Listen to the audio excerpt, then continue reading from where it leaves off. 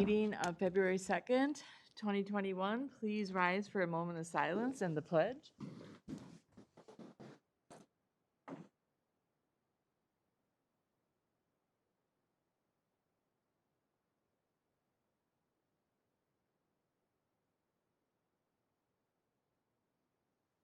I pledge allegiance to the flag of the United States of America and to the republic for which it stands, one nation, under God, indivisible, with liberty and justice for all.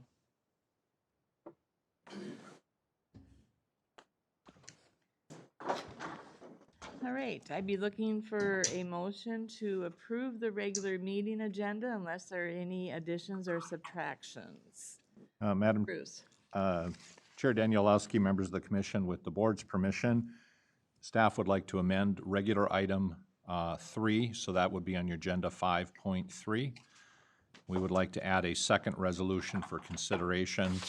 The minutes would reflect, if you approve the amended agenda, the resolution number 020221-AD-2024, and it's entitled Resolution of Sherburne County Board of Commissioners, Sherburne County 2021 Business Relief Fund authorizing certain supplemental grants.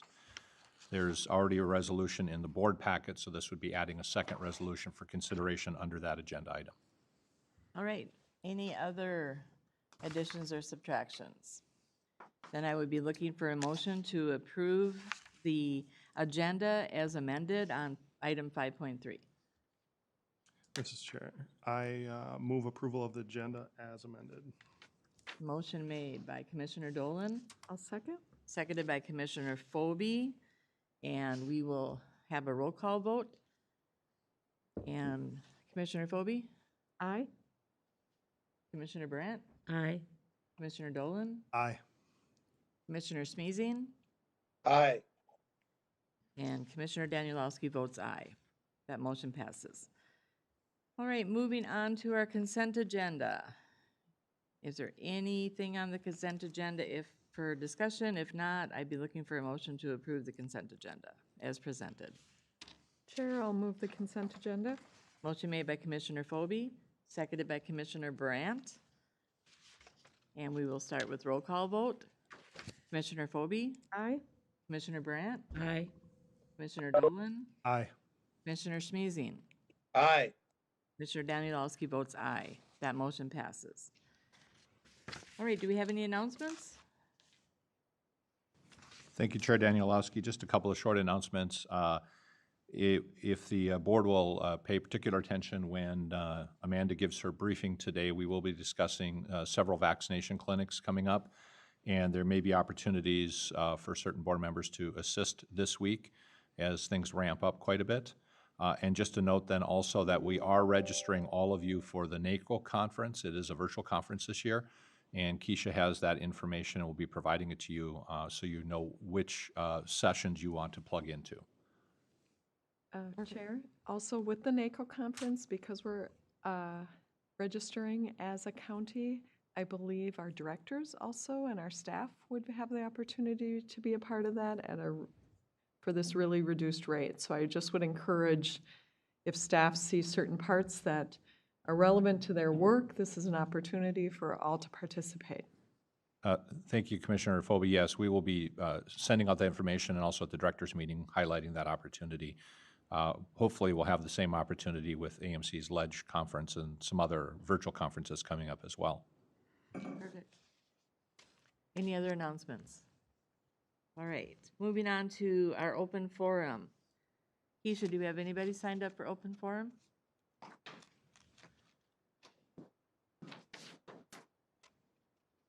No, we do not have anybody signed up, Madam Chair. Thank you. All right. Okay, moving on to our regular agenda. Item number 5.1, receive the presentation on Northwest Metro Mississippi River Crossing feasibility analysis. Andrew.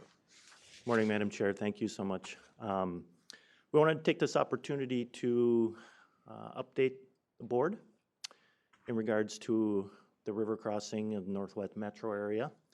We have a number of representatives from MnDOT as well as their consultant SRF who is helping lead the study and do a lot of the technical analysis. As the county board is aware, this is one of a number of crossings that we're actively studying right now at various stages. We've got the Northwest River Crossing, kind of on the eastern side of our county.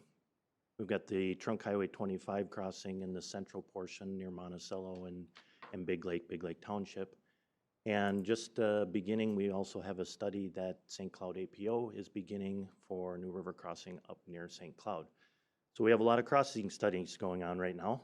But we wanted to take this opportunity specifically today to have MnDOT and their consultant give us an update. So with that, I will turn it over to Jennifer. Thank you, Andrew. Paul, do you want to share your screen? Yes, I'd be happy to do that.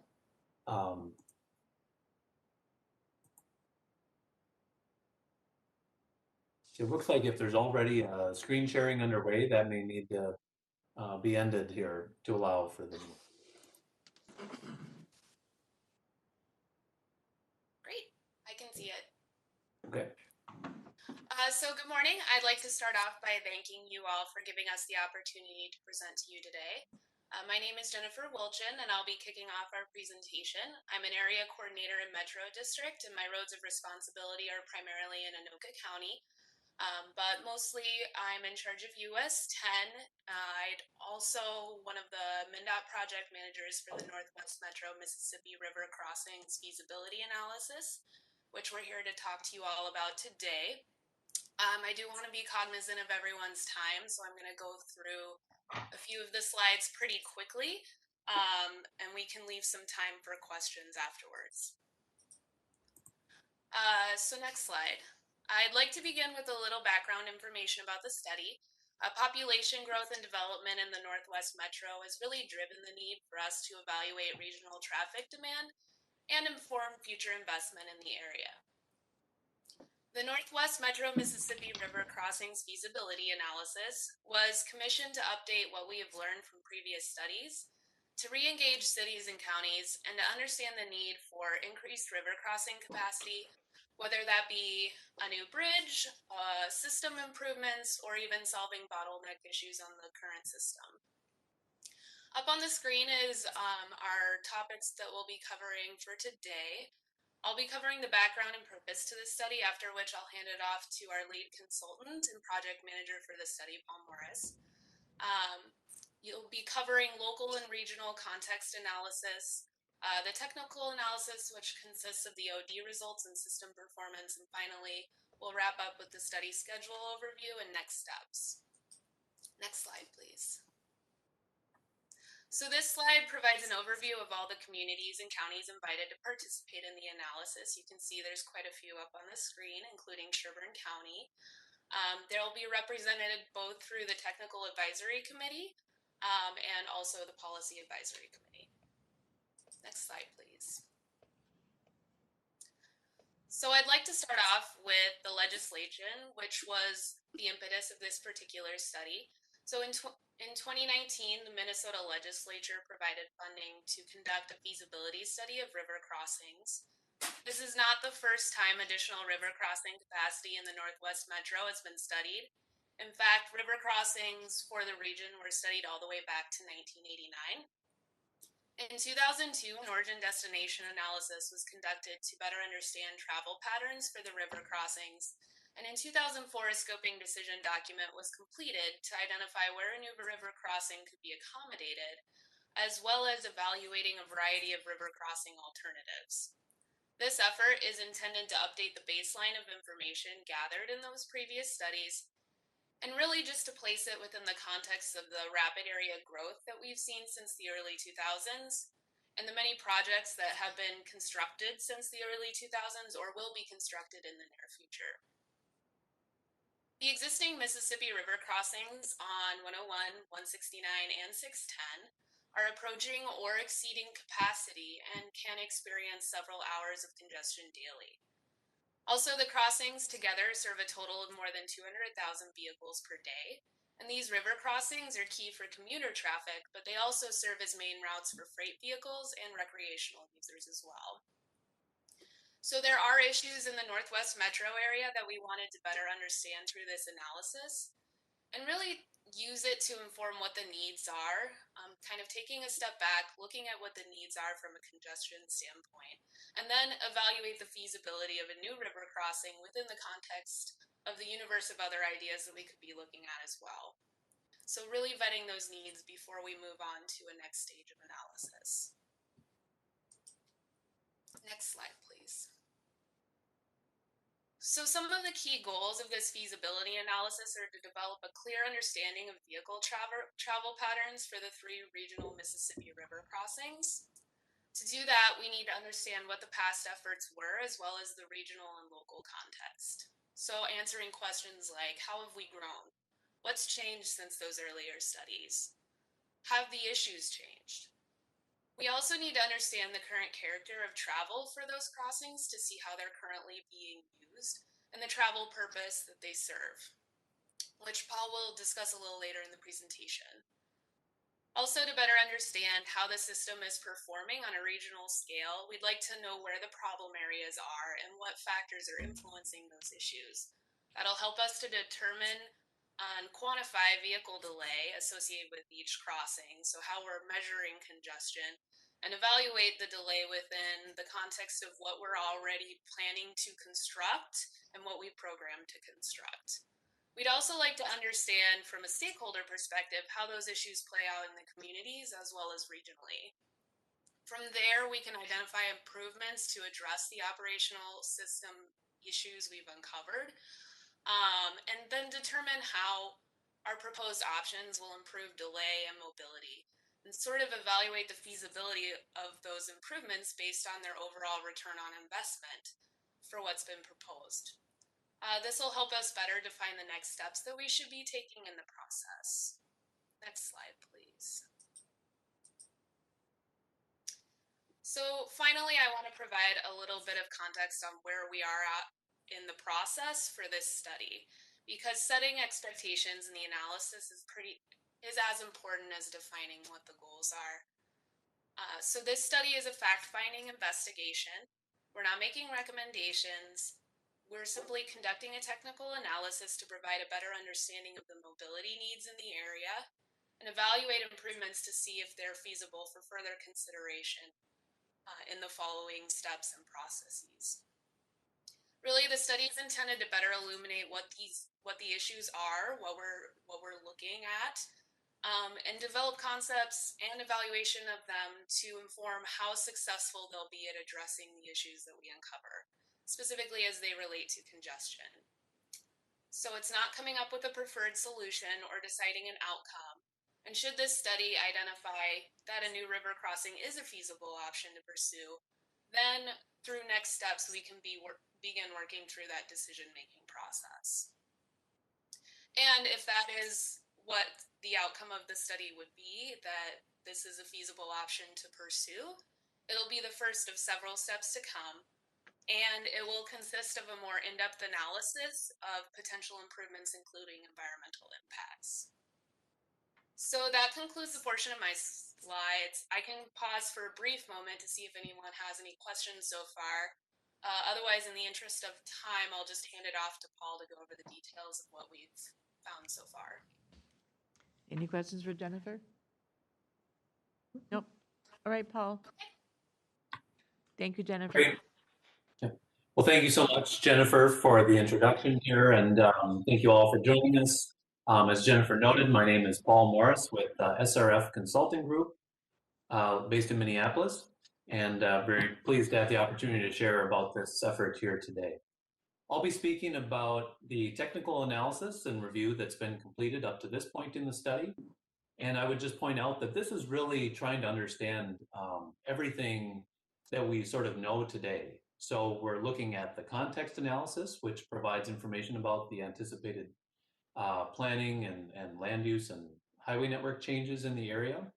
I'll also be discussing what we've learned about how the highways are performing right now in terms of congestion and travel patterns on them. Future steps will include performing predictive analysis for what congestion and traffic will look like in the years to come. There is certainly a lot of planning that has been underway in the area, as Jennifer alluded to here. So we've reviewed numerous documents and studies. Those include transportation-specific studies conducted by agencies in the area, as well as comprehensive plans for both the cities and the counties that are participating in the study. And so there's really a wealth of information that we can learn about this area and some of the transportation issues it's facing. One of the key things that stands out, having reviewed this information, is the significant growth and development anticipated in this area. You can see both over the past 20 years and in the next 20 years, really dramatic increases, both in terms of populations and households, so increasing the number of residents in the area, and also the number of jobs. So I don't think that comes as a surprise to anyone here, but the numbers back that up and are really reflected across all the communities in the study area. The other big area of change is on the highways themselves. The roadways that we consider to be in the study area include I-94, Highway 101, 169, Highway 10, and 610. And almost all of these roadways have improvements that are anticipated in the upcoming years here, probably over the next 5 to 10 years. That's in addition to a number of changes that are already under construction or have been completed in recent years as well. So looking a few years back to a few years in the future, very dramatic makeover of the transportation system in this area. And so part of the analysis is to understand the impacts of those changes and how that will impact operations and congestion on the roadways. Roadway improvements are not limited just to the highway system. There's also many improvements on the local transportation networks. These have been identified through the city and county comprehensive plans. Again, many of these improvements are under construction now or anticipated in the years to come, or have at least been looked at in a planning context, even if they're not currently programmed. And so these are also being included in our investigation.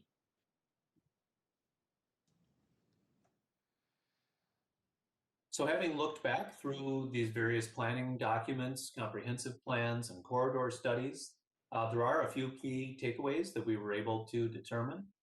Many of them do conclude the need for additional capacity along the highways to address the congestion and mobility issues.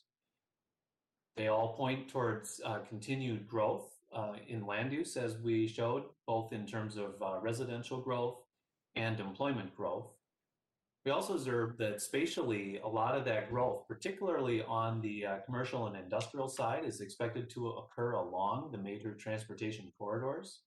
So that will place additional pressure on those facilities. There's been a significant exploration in terms of investments to increase highway capacity and interest in investment for those future improvements. Okay, the next area of investigation is an origin destination analysis.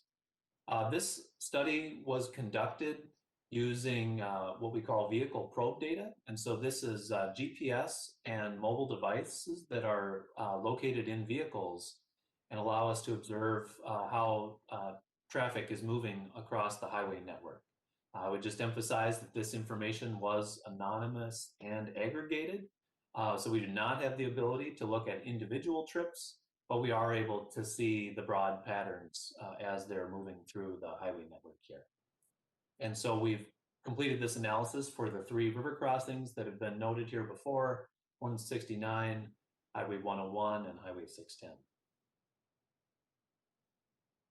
So one of the first pieces of information that we were interested in learning from that travel pattern analysis was the communities that are served by each of these river crossings. There is some overlap as the river crossings, do serve the adjacent communities, but we do see some areas where that focus is more pronounced.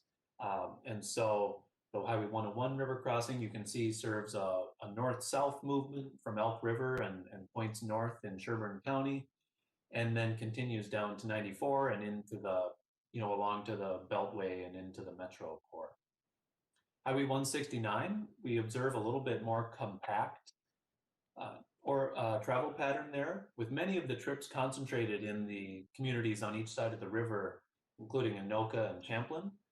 There are some longer trips to Ramsey and Brooklyn Park and other communities, but you can see from the length of the lines on the map that those are slightly shorter trip patterns. Highway 610 also has a unique travel pattern because the trips are running more east and west as opposed to north-south, and serving somewhat different communities in terms of Coon Rapids and Blaine, which are further east to our study area. We're also able to learn some things about the lengths of those trips. As we observed on the map, there were some differences, and that's backed up when we look at the numbers in more depth here. And so we see that Highway 101 on average has the longest trip length with an average of about 24 miles. Highway 169 has the shortest trip length, which is somewhat less at 15 miles. And then Highway 610 is the middle.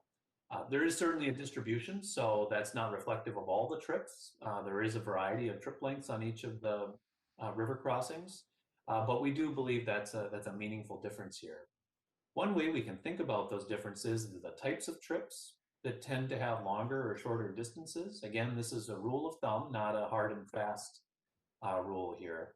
But long trips are what we often would think of as what we would call regional trips. So we can think about travel from Sherburne County and into kind of the Beltway area of the Twin Cities. Those are a little bit longer trips, as evidenced by some of the longer trip lengths here. One of the reasons an individual may make a shorter trip might be for shopping. And so, we see some of those shorter trips on 169, although that does extend into kind of that middle range, which is the commuting trips. And just for comparison here, we see that Highway 610 has the most trips that are concentrated kind of in that commuting range in the middle.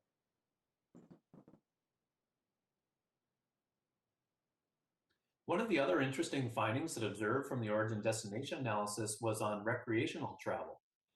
We've heard and observed accounts that recreational travel does cause a lot of congestion and traffic issues, particularly for those weekends in the summer when folks are heading up to the lake. So we looked specifically at fishing opener, Memorial Day, 4th of July weekend, and Labor Day. And the results were really quite dramatic. That on the Highway 101 river crossing, we observed traffic that was up to 4 times greater than just a typical afternoon commute as those recreational trips are headed out of town. And of course, that results in a dramatically increased congestion on that river crossing. So just to summarize the origin destination analysis, there were certainly different trip characteristics observed at each of the river crossings in terms of the communities that it served and the length of the trips. And then also the observation of the significant difference on the holiday weekend travel for recreational trips. The final investigation that I'll be sharing here this morning is about the congestion analysis. And so similar types of data was reviewed, but looking at speeds in this case rather than travel patterns. And there were 3 kind of areas or ways that we look at congestion. So one is severity. How slow does traffic get when it's congested? The duration, or how long does it last? And also the extent. How far does it reach, or how much of a roadway facility does that congestion impact? Once we had an understanding of when and where and how much that congestion was occurring, the next step was to identify bottlenecks that are responsible for that congestion. So one way we think about it is that congestion is the symptom that tells us there's a problem, but we still have to pinpoint exactly the cause of that problem that's actually resulting in those operational issues. So we've summarized this information in a map. First, for the morning peak period, I would also point out that this was done in 2019 conditions, so this is reflecting congestion pre-COVID pandemic. So you can see that virtually all the highways that are noted in the study area do have some degree of congestion. So 169 in Elk River, Highway 101 as it approaches 94 in Rogers, significant sections of I-94, also 610 and 169 in Champlin and Anoka, and also the signals on Highway 10 in Anoka and Ramsey. So again, almost all of the highways in the study area are observed to have some congestion. And again, noting that this is the pre-COVID conditions here. The symbols on the map indicate the sources of those congestion. Many of them are traffic signals where there are signals on those highways. But on the freeway facilities that don't have signals, there may be other issues that are responsible for those, such as merging or weaving traffic, or that the volumes simply exceed the available capacity of those highways. Similar patterns emerge when we looked at the afternoon or evening peak period here. Because of the directional nature of traffic, there are a number of cases where the directionality simply reverses. And so where congestion was observed in one direction on the highway in the morning, it moves to the other side for the other direction in the afternoon. Many of the congestion causes are also the same, particularly in the areas with traffic signals. But on the freeways, we also observe some other issues such as the merge of traffic or volume that exceeds the capacity of the roadway.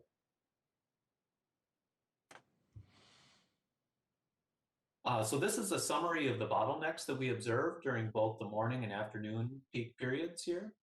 One interesting thing to note is that we also anticipate that there are some of the projects that are upcoming, either under construction or will be constructed in the next few years here, are in locations where bottlenecks are causing congestion.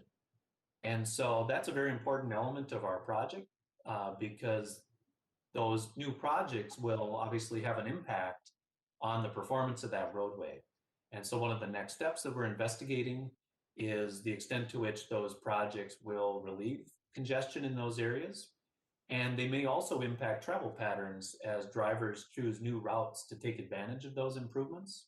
And so we'll be looking at the other roadways in the study area to see if they also have improvement as traffic shifts to take advantage of some of those new improvements. So in summary, we do observe congestion on basically all of the major highways considered in the study area. So 94, 10, 169, 101, and 610. We've also associated that congestion with a bottleneck that's responsible for causing that congestion. And then also had an understanding of where projects are coming up that may address those bottlenecks and relieve the congestion.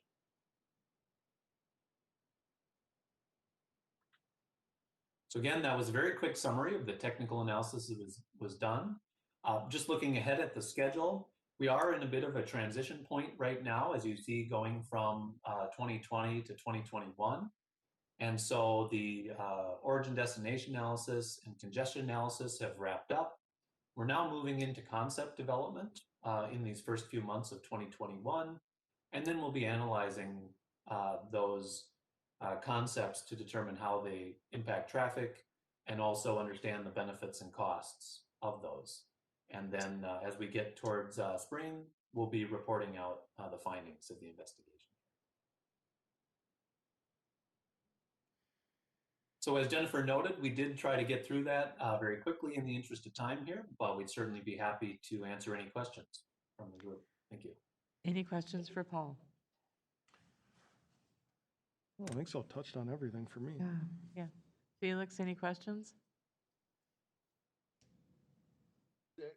One thought that came to mind, you said your study, most of it contained information from pre-COVID, the counts and that sort of thing. I'm just wondering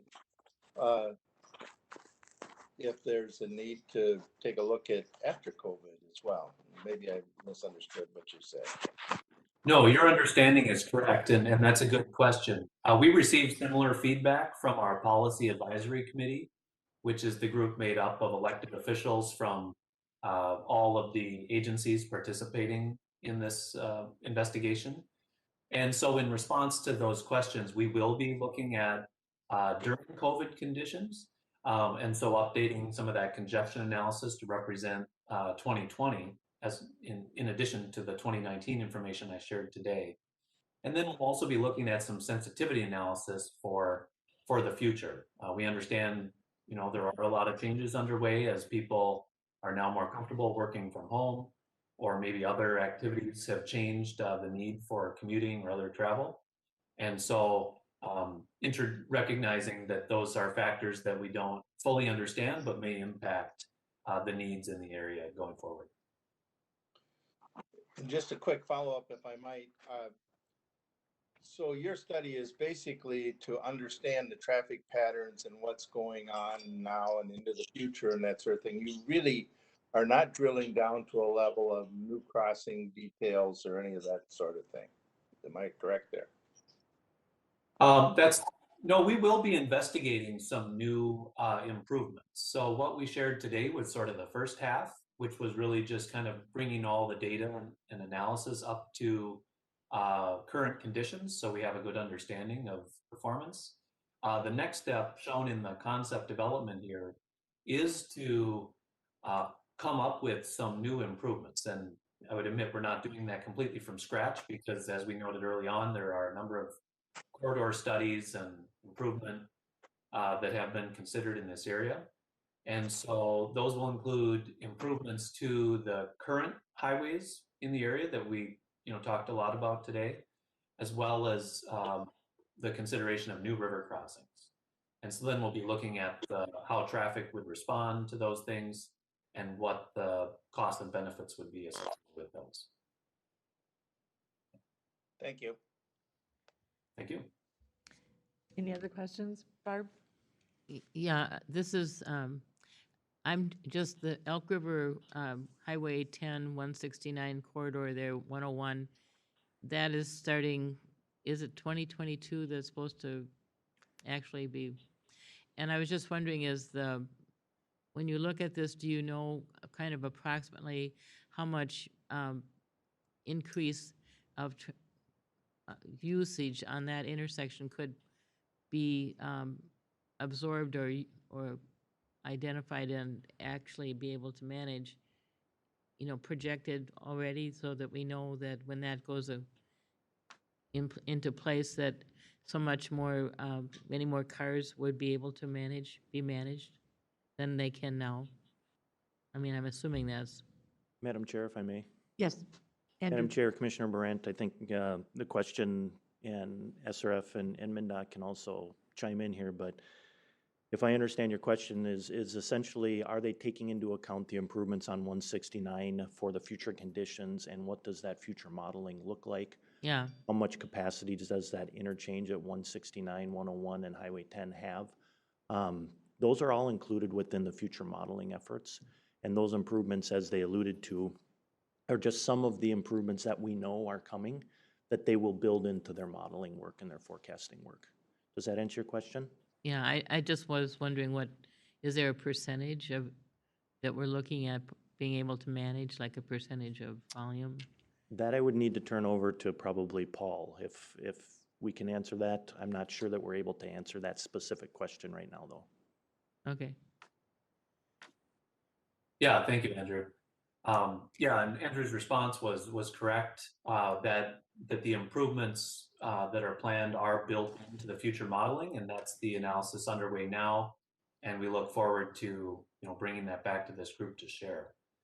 The types of results that will be presented there would include the traffic increase in those areas, which would be due to a couple of factors. One is the land use growth in terms of residents and jobs that we noted early on, and the other is traffic that would be attracted in response to the highway improvements that are planned here. So we'll be reporting in terms of just the overall traffic increase in terms of the daily traffic there, and also in terms of whether we would expect that to increase congestion and can still be accommodated by the roadways. Okay, thank you. I did have a question too. When MnDOT is looking at this, and they've got a snapshot of this area, but they're also responsible for the same snapshots of the area up, like the Central Mississippi River Partnership is looking at a crossing, the St. Cloud APO is looking at a river crossing. Where does MnDOT actually take a bigger look at where the growth patterns are? So when you do decide to site a crossing, you're doing it in a manner that is effectively going to take the whole region into consideration in its growth. My concern is sometimes when you narrow it down so much like this, and river crossings are a once in every 99-year usually venture, as to are we really looking at the big picture of the growth of this whole region, which is the fastest growing area in the state? Madam Chair, I think that's a great question. As you guys are aware, there was an EIS completed all the way from, I believe, downtown Anoka up to St. Cloud. That was a number of years ago. I don't know of any plans of taking a look at anything of that nature in the near future.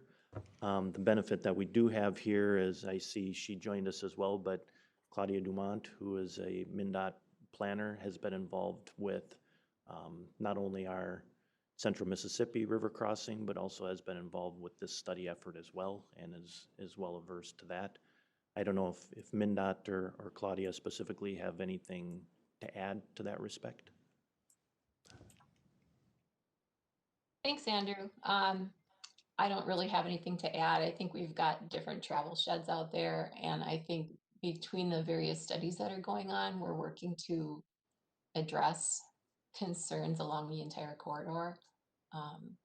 And the traffic models take into account, previous studies and current and forecast traffic volumes. So it's I think the groups are doing a good job in capturing the big picture. Thank you, Claudia. Yeah, my concern is just, are we looking at this in the bigger scope where these groups are working in their independent silos? How's MnDOT gonna look at this as a whole? I mean, a bridge crossing is a huge venture. It doesn't happen all the time. So I'd like to make sure that we're addressing the bridge crossing to go in an area that is strategically going to address the growth that has already happened and also address the growth that is happening now and into the future. Mr. Dolan. Thank you, Madam Chair. I know you guys hit on it early on a slide, and it was kind of the existing studies piece. And I should know this, and I apologize that I don't. It's outside our county, so I take less focus on that Highway 10 corridor. But is there an existing study and plan for Highway 10, where Highway 10 and 169 share a footprint, a plan for that to be converted to freeway? Does that exist? To me, I mean, I travel this corridor all the time. I locate businesses on it up and down every way. To me, the solution for that entire region is Highway 10 traffic flow. It has nothing to do with crossing a river. I'm just curious if that exists anywhere or it's a plan in the future. Yeah, Madam Chair, Commissioner Dolan, so there are some out there. One of them is a little dated, I believe. Don't quote me on this. I want to say 2007, 2008. Bolton and Mink did a study all the way from downtown Anoka to essentially the west border of the Anoka County. Currently, there's another active study that's beginning that the city of Elk River is also leading, along with our District 3 planners and representatives along Highway 10. That has more of a Sherburne County focus. We can get some more information in regards to that study for you as we move forward. The Bolton and Mink study that was completed a number of years ago over in Anoka County does indicate Highway 10 essentially as being a freeway section for the most part, eliminating the stoplights that you currently see down in that area, which then will obviously push the focus up here and onto us in Sherburne County. Right. I would just assume with the investments in the Armstrong overpass and some of the new funding for some of the other overpasses down there, that the general consensus is that corridor is a bigger issue than any river crossing. I mean, everything bottlenecks once it gets to Highway 10. It doesn't bottleneck on the river going the other direction very much because you're getting on a freeway. But I was just curious if something exists or is there a plan to update that scope? Because that seems to be the more natural regional focus versus a river crossing in that area. So I'll take a look at what exists from the early 2000s and maybe reach out to some Anoka County commissioners and see what their thoughts are too. Yeah, and I can provide that information for you as well. Thanks, Andrew. Yep. Madam Chair? Um, Felix here? Commissioner Smeezing, Commissioner Phobie had asked to speak next, and then Commissioner Smeezing. Perfect. Thanks, Madam Chair, and thanks, Felix. In addition to Tim's comments, which I really support, I also want to reiterate what Chair Danielowski is bringing up. There was a study cited way back in '89, and I think we've known for years that there's going to need to be something over the river somewhere. And I hope that we're looking at it in a real holistic manner, because it is. River crossings aren't going to happen at many points. So where would be the best along from downtown Minneapolis all the way up to St. Cloud? I wish that could also be part of this discussion to take the most tension off of the whole system. So I just wanted to put my 2 cents in for that. There have been many studies along the way and in piecemeal. So I hope at some point, which I know you do, and I really appreciate all the information today, but that we're looking at it comprehensively in addition to our little sections. Thank you, Commissioner Phobie. Commissioner Smeezing. Okay, so since we have Claudia there, Claudia will remember the history. I know you've heard this from me before, but there was a high-speed river crossing that was designated. EAW was done. Actually, land was acquired through hardship. Some of it that was along that corridor between Enfield and Clear Lake. And I'm just curious, that study was shelved because of no reason that I understood other than lack of funding. What is the status of that? And I worry that we studies, we get all the way to the end, and then we don't fund them to be built, because that's where this one was.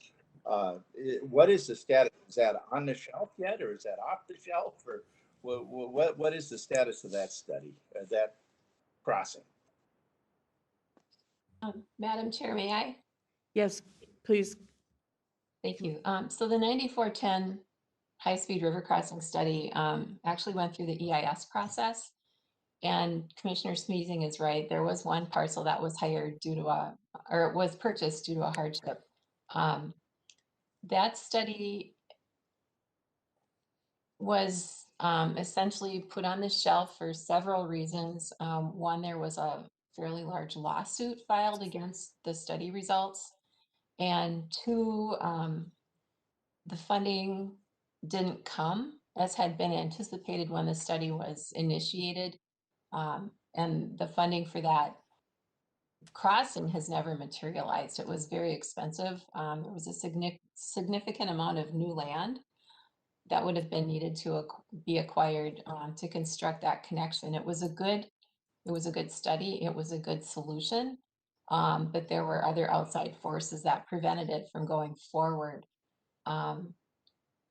MnDOT's philosophy has changed from expansion to preservation. So there were many reasons that study didn't move forward. Thank you, Claudia. Thank you, and I understand that. And I just, well, as you move forward with studies, and I know a lawsuit got in the way of that one, when you start to zero in and you find a place to cross, I would guess that there will be lawsuits again. So I don't know how, what the process is, but I don't want us to forget that, and I want us to always continue to move forward with the idea of completing projects rather than just planning projects. Thank you, Commissioner Smeezing, for those comments. Any other questions? I guess, is it possible to get can you send us the copy of your PowerPoint here as well? That would be helpful. Sometimes it's hard to zero in on the information on the screen. Madam Chair, this is Andrew Wood. I had plans on reaching out to Jennifer and Paul and all. Perfect. They can, if you want to send that to me, I can distribute that to the county board and, oh, never mind. Keisha We're on already it. has it. She's ahead of me. Okay. Thank you, Keisha. All right. Any other questions? Thank you so much for the presentation and looking forward to working together on a good solution for all of our traffic needs going forward. Appreciate it. Thank you for your time, Jennifer and Paul. Thank you. Thank you. Thank you, Madam Chair and County Commissioners. Thank you. Thank you, Claudia, for being on. You're welcome. All right, moving on to our next item of business would be to consider the appointment of the Sherburne County Board of Adjustment. Nancy. Good morning, Madam Chair, Commissioners. As you recall, at one of the previous meetings, you appointed a subcommittee to look at some Board of Adjustment applications for membership, and then also to look at some possible ordinance changes. The gentleman that is in this RBA, David Anderson, was interviewed. His application was reviewed and was chosen to be interviewed and did very well. The committee is recommending that he be appointed to fill the vacancy left by Annie Deckard. Okay. And he does live in Big Lake Township, would be in Commissioner Danilowski's district, Okay. which was a little underrepresented. Any questions for Nancy on this? If not, I would be looking for a motion to approve that appointment of Mr. David Anderson to the Board of Adjustment for a 3-year term. Madam Chair, I'll move the appointment of Mr. Dave Anderson to the Board of Adjustment. Motion made by Commissioner Dolan, A second. seconded by Commissioner Brandt. Any further discussion? Hearing none. Roll call vote. Commissioner Phobie, Aye. Commissioner Brandt, Aye. Commissioner Dolan, Aye. Commissioner Smeezing, Aye. Commissioner Danielowski votes aye. That motion carries. All right. Thank you. Thank you. Okay, moving on to our next item of business. We are going to have an update from Dan on the COVID-19 Business Relief Fund Program. Dan, this is round 2. Well, first, I'm going to do a quick summary of round 1, so we Okay. know, to kind of paint the picture of where we're at. 1.877 was allotted from the state. So far, 89 applications have been approved. This equates to approximately $637,000 in grants that have been awarded so far. So it's 34% of the total. So that will leave us with 1.25. So just remember that number as we move forward in the discussion today. Staff did deny 43 applications, and the 2 main reasons for denial were 16 were home-based businesses, which did not qualify in round 1, and 22 could not show a COVID impact for the November-December timeframe. Many of those did have a year-over-year loss, but they could not show an impact in November-December. So once again, remember that as we go through our discussion as well. So staff is recommending reopening applications for a 10-day period starting tomorrow, February 3rd, through next Friday, February 12th. And this would be open for new applicants and home-based businesses. The home-based businesses that have already applied would not need to reapply. I would contact them and let them know they are eligible. We would also, follow the closure of the second grant period. Staff would distribute the remaining funds on a last out basis to applicants based on demonstrated need. So for example, right now the maximum grant was $10,000. A lot of them did have 6-figure losses, for example. So we would have a demonstrated need much greater than the $10,000.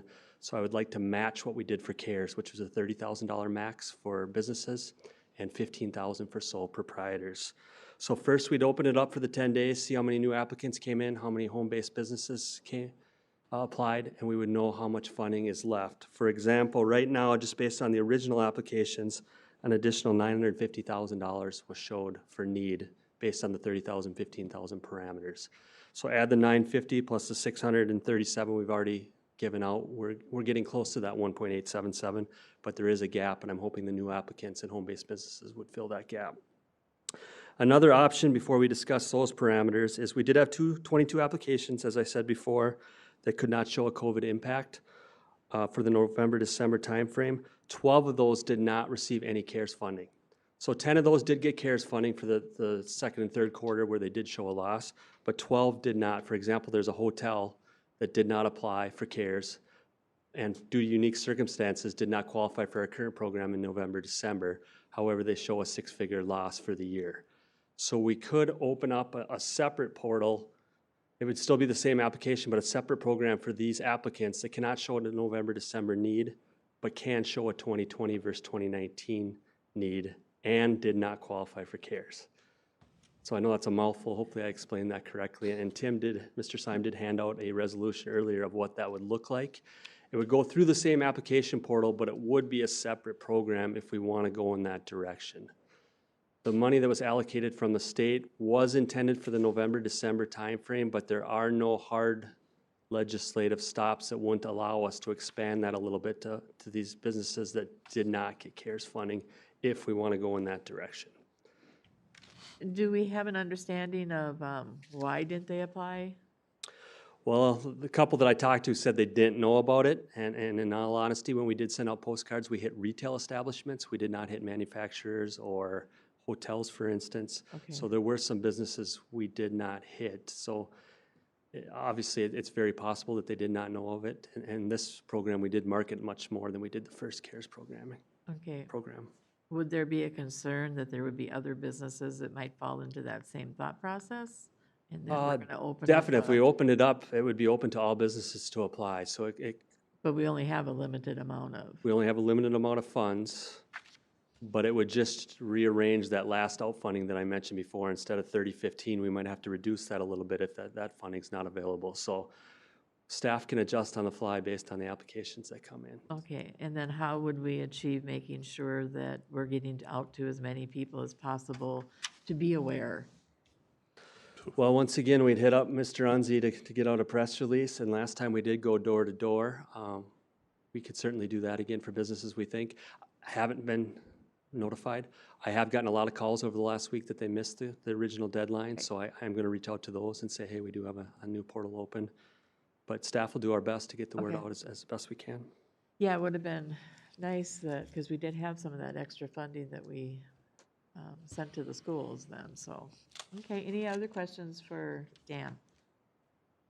No questions, Madam Chair, but I mean, I'm pretty happy with all this. It's working out almost exactly how we planned with the initial program. That was very successful, and we tracked everything, found out where there were windows of need that we weren't hitting, and now we have programs to address those now. So I don't think it could have worked out any better, and I think we stay the course, and we've had a pretty successful rollout of $1.8 million, so. Perfect, all right. So there would be two separate resolutions. One would be to open it up again for 10 days and allow home-based businesses to apply. And then if you do want to go in that direction of offering support for those that didn't hit the CARES funding, that would be a separate resolution that Mr. Syme handed out prior to the meeting today. Okay, all right. Commissioner Smeezing, any questions?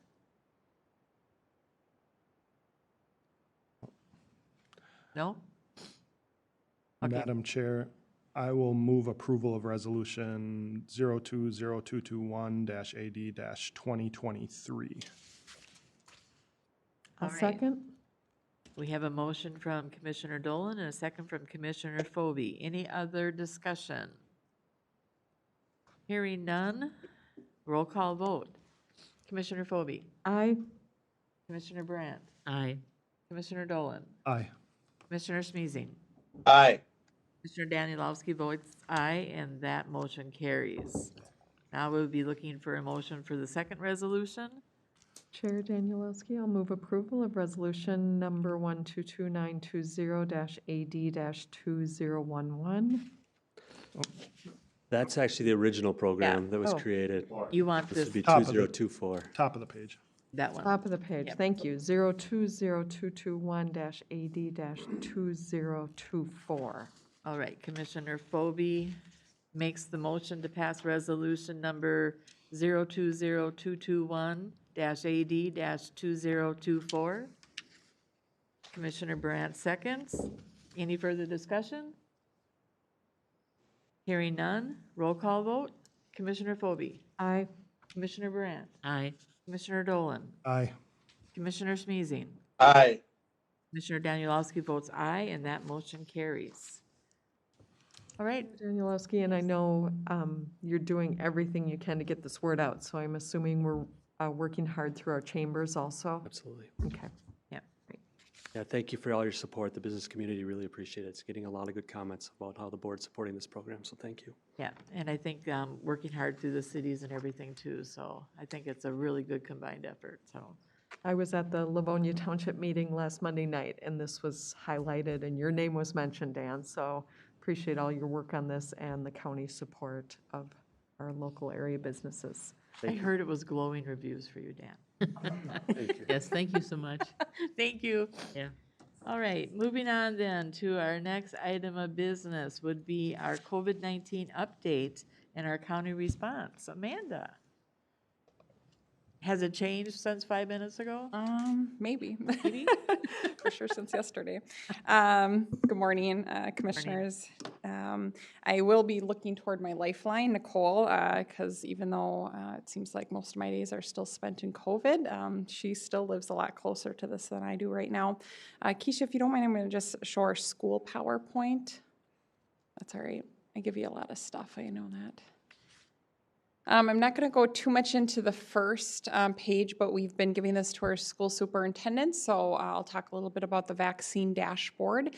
And so the state did launch a vaccine dashboard, and we're giving this to our schools in terms of how many folks that Sherburne County has vaccinated. I just want you to note that on the state vaccine dashboard, it's not who local public health has vaccinated, but it's everybody regarding healthcare, pharmacy partners, as well as local public health. This is the good news. 14-day formula continues to go down. We love that. So on Thursday, the release was 36.79 for that 14-day formula, and we are projecting that next week is going to be in the 20s, and it just keeps going down. So love that, and I know a lot of our schools are back to school or preparing to be fully back to school. And so then again, this is the rolling 2-week case data. And then just kind of where our schools, our surrounding schools are falling. So you'll see that again, we're fairly lockstep with folks in that 1.3 to 1.16 range. A lot of us are in the 30s, some are in the high 20s.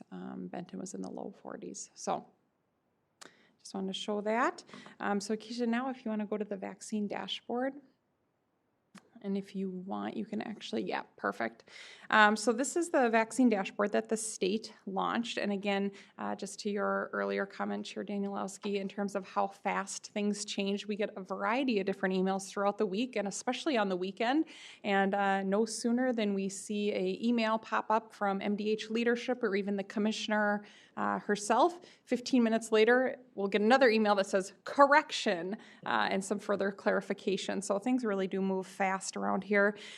So this vaccine dashboard, you know that the underlying priority right now is to get vaccine out within 72 hours. Actually, 90% of vaccine needs to be distributed within 72 hours, and 100% of vaccine needs to be administered within 7 days. Otherwise, your jurisdiction, your agency, whoever you are representing as the vaccine administrator is in jeopardy then of getting less allocation, if not no allocation.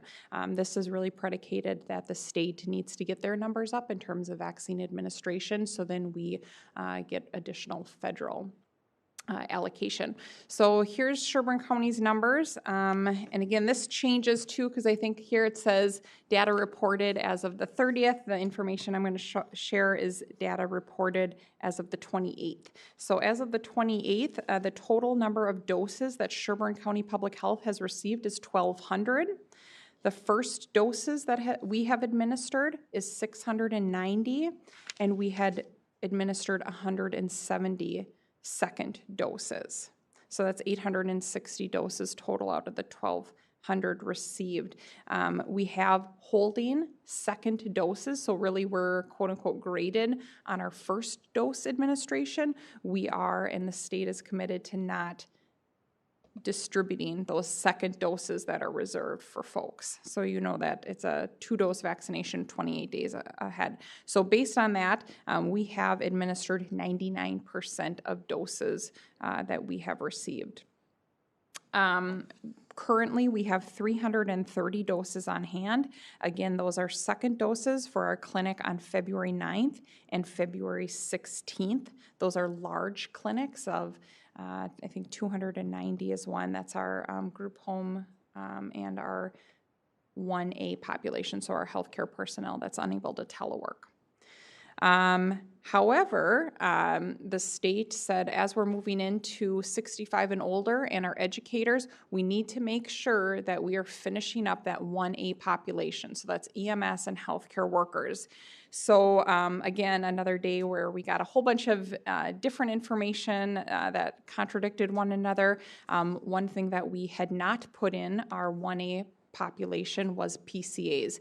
You know that their PCAs can either work with organizations and go from house to house, or a more common method of PCAs, and that's personal care attendants, is that a family member fulfills caretaking roles to a household member. So a parent gets a small stipend, a PCA stipend for taking care of their son or daughter or other family member. So those we did not into account. So we have about 300 of those in Sherburne County. So at the same day, we got a spreadsheet from MDH that had 900 names on it of folks in 1A that were missing. But as we were going through that MDH spreadsheet, we realized pretty quickly that we actually had covered a lot of them.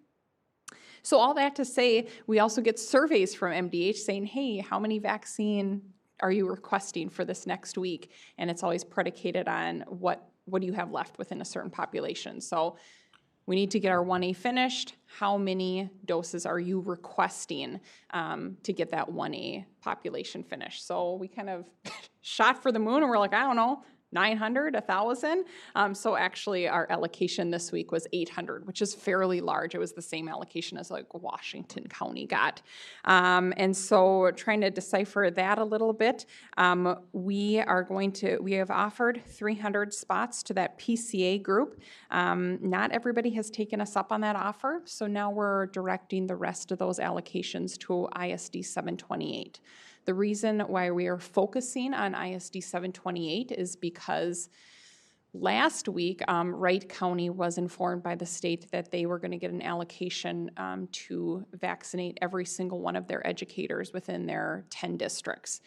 2 days later, the state reneged on that, and so we were counting ISD 728 in that Wright County vaccination, and so really put forth last week's allocation to vaccinate our Becker and Big Lake. So the good news is Becker and Big Lake are standing pretty strong in terms of being vaccinated. I think I heard on Friday that 90% of Becker educators who want to be vaccinated are. Big Lake is at about 75% of folks who want to be vaccinated are. And Princeton, I don't have a percentage. I know they're in the hundreds, but really all of their educators that are 45 years and older who want to be vaccinated are.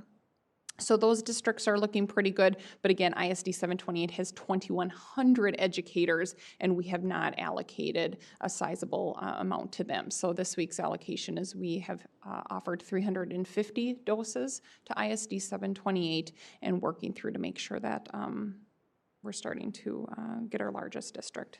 Amanda, can go ahead. Can I interrupt you quick? Absolutely. So there's a piece missing from all this data, and there's nowhere for us to see how big these groups are that are. So you're telling us that the state's asking you how many you have left, but there's no way for the public to see that Section 1A is 80% immunized. Nothing. I don't think so, no. And again, it's just as I talk to you again, I try not to say so much because you don't need the whole story, but just we thought 2 weeks ago, we were very confident we had 1A covered and then this PCA group. emerged. So we're really working hard to say, yeah, we have offered vaccine to all of 1A, but the definition keeps changing. Right, and I don't think this is our fault on the county level, but there's a certain level of accountability lacking if we can't say what % of a group that we designate more important than the next, how much of them actually got vaccinated or how much is left. And I don't know if you can ping MDH and see, they have to have that data, I would imagine, and why it's not public with everything else kind of bothers me. So that's the number one accountability. They throw up a number of how many people have been immunized. We don't know who those people are at all as it applies to priority. I'm sure that that's on somebody's radar. And again, this was just launched this weekend, so hopefully that's an improvement that we can suggest as we move forward, because you're probably not the only one asking the question, Right, Commissioner. it's a pretty glaring hole in reporting, in my opinion, but I got my voice heard, I'm good. That's a great. So yeah, now I lost where I was in my notes. So again, so we have 800 doses that we will be administering this week. So we have 3 clinics, one on Wednesday, one on Thursday, and one on Friday. Wednesday and Thursday's clinics, again, are really dedicated to the PCAs and District 728. We will run those clinics from 1:15 to 5:30. And then we decided to dip our toe in the water on that 65 and older population. Really, there's no right or wrong answer right now with who do you vaccinate first, 65 and older or E through 12. And so we heard that the state is really pushing that 65 and older. The state has also they had 9 pilot sites last week, and this week they're going down to 2. They're opening up some semi-permanent vaccine sites.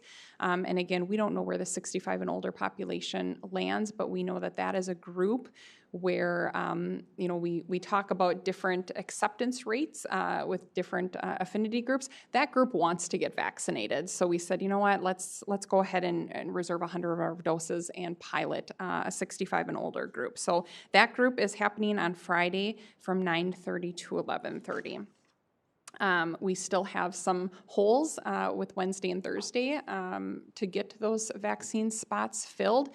I assure you they will be filled. But man, as soon as we sent out that link to the 65 and older, I think it was filled within an hour. So we know where to find people to get all of our spots filled. And Amanda, you're probably not even seeing the ones that we're trying. Oh, yeah. Because I did go on the website to try to sign my husband up. Yes. And, because he's 72, that once you get to that point, it's just filled. Yeah. There's nothing on there that says, here's our waiting rooms, sit on the waiting list, which would have been nice. That would have been good information, I think, for you guys to have. Hopefully, at some point, they're going to use the county as a better venue to get the vaccines out for the 65 plus. Mm-hmm. But, so will you be able to ask for more vaccines then coming up in the next few weeks? Yeah, we ask for vaccine, and again, it's always given kind of a priority. So based on this, how much vaccine are you requesting? And then it's up to whoever to decide. So we get those surveys asking for how many vaccine. To your point, Commissioner, it's not a web page like the statewide pilot sites that crashed or had 23,000 people ahead. How we have chosen to operate that is there's an interest form, a COVID interest form on our website. So to give you a little perspective, yesterday, we had 179 folks submit their COVID interest form saying which priority group they're in and that they'd like to be vaccinated. And this morning, we had 1,129 COVID interest forms. And so we really think that that's the way, because how we do it is we have changed our registration system to be this, not primary bio, Prep mod, thank you. Prep mod, and so it's a link, and so then we take those lists and then we send those folks a link to register. Now that said, that email says do not forward. that this link is very specific to this group, that email absolutely gets forwarded, no matter what affinity group we're talking to. So we're also trying to cross-reference the list. For instance, that link got shared with the educators because the educators are trying to prioritize within their 2,100 population, which 350 are going to get that link. But then that gets shared with family members and spouses and friends. And so we've been doing a lot of cross-referencing on the back end to ensure that if the link was sent out to educators, that the educators within that particular district are the ones getting the vaccine. You So really have to be tech savvy. you have to be tech savvy, and it's a lot of So cross-referencing. Chair, with that comment, is there a phone number for anyone to call? Because there are many 65 plus that have no access and have no support to help them. Yes. We have listed on the website that it's our COVID hotline. However, just like every other healthcare agency, we're really asking folks not to call that. Obviously, they can call, get some answers, but at the same time, we don't want to overwhelm those staff who are working that hotline, and it has exploded, the hotline. So we are trying to say, if you are interested in the COVID vaccine, go to the COVID interest form, because this is how we're going to manage our list. It tells us exactly which priority group you're in. It tells us where you live, and we're... The people I'm talking about would never see the website. So I'm trying to think Yeah. broadly, how are we getting this out to people eventually that don't have son, daughter, neighbor Or support? through print media. Yep. So That's what I go to right away. Who are missing? Yeah. Half my neighborhood where I live, I get the calls. I can certainly work on signing them up, which I will, but, so. it's very much on our radar. Just like the testing site at the state, you need an email to register in this PrepMod system. However, we're trying to work on that. So we also talked about Mille Lacs County just put some paper forms in their senior dining site. So we started talking about how do we put up paper forms in senior dining, senior living, the activity centers. It's very much on our radar, and we'll be working with Mr. Renzi. He probably doesn't know that yet, to do more boots on the ground with that. All right. Well, come on up, Nicole. I do think also when we get to that level, we should probably connect not just with the community dining and those type of facilities, but also our faith partners, because we do have a lot of seniors who are not in senior living facilities, don't use Meals on Wheels, but will have opportunities through our faith partners, so. Yeah, and those, little silver lining pandemic, a lot of those faith communities have those lists of people and are doing outreach regularly now. People that don't have computers or don't have a lot of resources, but live independently, so. Yes, I just want to make sure what I'm hearing is we are getting down to that tier 1, and we've got those accomplished. And I'm really hoping that we're ready to start focusing on our 65+ community and do everything we can to get them vaccinated. I would say 2 comments. So certainly there are those that aren't connected, and we're hoping that the healthcare systems really start to do that outreach as well. We know the 10 largest healthcare systems in Minnesota are getting a fairly good allotment, and then the clinics that aren't affiliated with some of those systems are also getting an allotment. So I'm guessing we'll start to see them reaching out to their client list and also offering there. So that's a good thing. The second thing is if we don't do an email kind of correspondence, it slows us down with the calls, and then we put in jeopardy that 72 hours. So it is such a fine dance, which I think you said was, we certainly want to get those folks, but it's going to slow us down, and we may miss the 72-hour window, and it may defer some of our doses if we continue to not get it as fast. So I hear you, and I think those are great suggestions, and I think we need to do more, and we'll just keep gathering the information. I don't know if I should share this, but the interest form went from about 200 in the 65+ to over 1,000 in a day. Yeah, no, and you guys are doing a tremendous job. That's why I keep saying that just give us the vaccines, because I know you guys will get it out there, and you do an excellent job doing it. And and again, to your point, it is a multi-prong approach. So how can we deal with the immediate in terms of our vaccine clinics today? How can we also plan for our vaccine clinics next week, even though we have no clue, and we probably won't know until Friday afternoon, possibly after business hours, what our allotment's going to be next week. I had to step out to take a call, and it was Dr. Bittman saying, hey, any word on who's getting what next week? I said, nope, and you're about 5 days too early in terms of when we'll know. So, and then also how do we work on those long-term strategies, because we very much have equity in mind, and we don't want to see people slip through the cracks, and how do we get the opportunity out to everybody? So I appreciate your point. Appreciate all of your guys' hard work in challenging times where it's constantly changing from almost minute to minute. Just when you're adjusting to something, okay, now readjust. So we appreciate that. You guys are doing an excellent job. Thank you. Ma- Go ahead. Madam Chair, Yes, Commissioner Schmeezing. I just want to comment as well. Amanda, Nicole, and staff, you folks are doing a fabulous job in conditions that are so much less than ideal. It's hard to believe. It's like you're in a 15-round fight. You keep answering the bell, and they change the rules between every round. Yeah. So I really appreciate your ability to keep working at it, keep firing away, and I appreciate the fact that you're doing it in a non-political way. There's politics that are going on some of those other levels, but not in Sherburne County. We're just busy playing by the rules that they lay out for us, and I really appreciate all your efforts. Thank you, I appreciate that. If there's not any other questions, or even if there is, I do have a volunteer opportunity for you.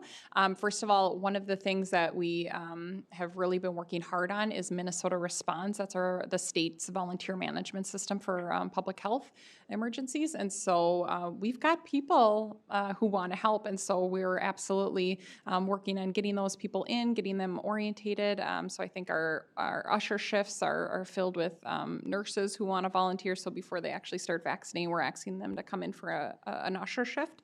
And so with that, also worked on a new volunteer management system. And so we've got a new link and scheduler for that. We do have an open usher shift from 3 o'clock to 5:45 tomorrow. So if you're interested in working tomorrow's clinic, we do have one opportunity available. I think we're okay for Thursday and Friday. And from here on out, Cody is going to be sending out that scheduler shift. It's a link. So for our upcoming clinics. And so just want to let you know that the commissioners will be getting that. So if you're interested, feel free to go on that. But the Minnesota Response volunteers as well as commissioners will get that. So if you ever want to help, feel free to come on down. So I will check my calendar. Thank you. Yeah.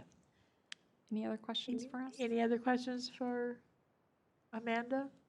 No, thank you, Amanda. Yep, appreciate it. Thank you. Appreciate that. Okay, So moving, yes. just a couple quick updates from the administration side for you, Okay. if that's okay. Yep, that's fine. So Tammy's kind of keeping track of some of the, personnel and the FAQ issues. We're just, probably the end of February, we'll have an update for you. We did extend the deadline for some federal programs at the local level. We extended it through end of February. But also just wanted to know, too, we did send out some changing guidances, a little bit modified meeting requirements. The executive orders are actually they're actually more liberal than we've been with meetings. And so what we've told our directors is, if you can socially distance and you can keep your numbers down, in-person meetings are acceptable, but we will always have a call-in WebEx option for those staff that are working remotely, are not comfortable in in-person meetings. We still have the max limit of 25, of course. That is a state requirement at this time. But for just kind of those more day-to-day meeting schedules, we have had a slow increase in just kind of, hey, can we meet? And for those conference rooms that we can socially distance, we did tell our directors, yes, if you're very cautious, you still follow all the rules and regulations, but we will continue to use WebEx as a base platform for those. Good to know. Yes, some of those rooms are kind of on the smaller side, and maybe not as, the airflow might not be as great, so I can see that consideration. But I do like the opportunity for all of the ways to have your meetings. Cool. All right, any other updates? Okay, moving on to commissioner correspondence. Who would like to start first on what they've been doing? Madam Chair, I can start first since Please. mine is a long list because I didn't have it during our last meeting. So at Law Library, CMRP XCOM meetings ×3, general CMRP meeting, met with the Initiative Foundation and some staff to discuss some strategic priorities from a transparency and access side of things. Attended the MGA Summit where Becker's city administrator was the keynote during that conference on energy transition. AMC Business and Partner Development Committee, MICA's annual meeting, going back that far. Board of Adjustments interviews, which we just appointed the recommended candidate from that set of interviews. Had a broadband discussion with Commissioner Danielowski, staff, and our federal lobbyists about some strategy in broadband funding availability. EDA, where we had our first meeting switching over to our new format and EDA makeup, which went well. Planning Commission and the NACO Tech and Telecommunications Committee. And that's what happens if you skip a meeting reporting. Thank you for that update. Commissioner Brandt. Okay, I had the MICA meeting on the 21st, and then a Big Lake joint meeting. I don't exactly know what you call that we went to with. Yeah, just a, for the school and the township and the county and the city, District 2 get together. Okay, and then a COVID waiver steering committee meeting on Monday, the 25th, and BOA candidate and ordinance review on the 26th, and an ESC meeting on the 28th. Commissioner Colby. I had a sub meeting on the 20th. Empathy and Equity met on the 21st. The MICA annual meeting. 25th, I went to the Livonia Township meeting. 28th, had the Rum River One Watershed One Plan meeting, and interspersed in there a number of futures planning meetings. Great, thank you. Commissioner Smeezing.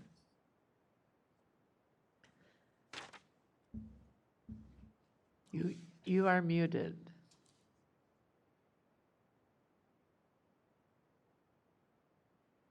Might have lost him. All right, we might have lost him. Okay. There he is. Nope. Okay, I will do mine then. January 21st, had a interview with the Patriot newspaper to promote the broadband speed study. Also had the MICA annual meeting and attended the District 2 joint meeting with the county, the city, the township, and the school district. January 25th, an options board meeting. January 26th, attended the same meeting that Commissioner Dolan was referring to with our lobbyist team about the broadband. And 28th, attended the CMRP meeting and also had an executive steering committee meeting and the county EDA meeting. So we'll have to get an update from Commissioner Smeezing. I'm back. Oh, there you are. Okay, do you want to tell us what you were up to? I had a couple of MICA meetings, MICA Board of Directors and also the MICA annual meeting. And I guess that's all I can find on my calendar right now. So we'll leave it at that. All right, thank you, Commissioner Smeezing. All right, with that being said then, our business is concluded for our regular meeting, and I'm assuming, does you want to take a little break? All right, so we'll adjourn our regular meeting, take about a 10-minute break, and then come back to start the workshop. So 10:30? Yes. Okay.